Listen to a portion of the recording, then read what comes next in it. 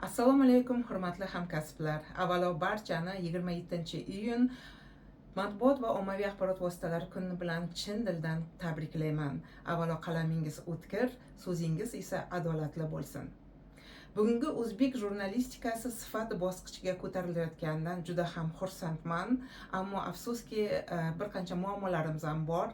Eng avvalo bu sun'iy intellekt bilan bog'liq deb o'ylayman, chunki ko'pgina tahririyatlarimiz bunga kelib o'z uslubini yo'qotdi, chunki materiallarini jurnalistlar o'zlari yozgan matnlarni sun'iy intellekt orqali tahrir qilishyapti. Bu esa barcha tarqatilayotgan informatsiyani bir xil uslubda tarqatilishiga olib kelyapti.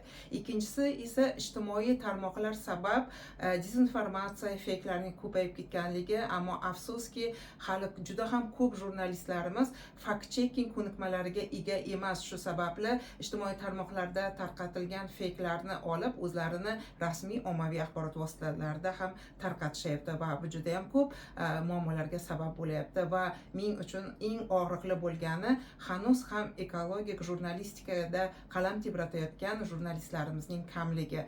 Men juda ham xohlardim aynan mana shu sohaga barcha tahririyatlar ko'proq e'tibor berishsa, chunki O'zbekistonimizda barcha sohalari, avvalo o'zimizning sog'lig'imiz, aholimizning sog'lig'i ham ekologik muammolar bilan bog'liq. Yana bir bora barchani ommaviy axborot vositalari va matbuot kuni bilan chin dildan samimiy qutlab qolaman.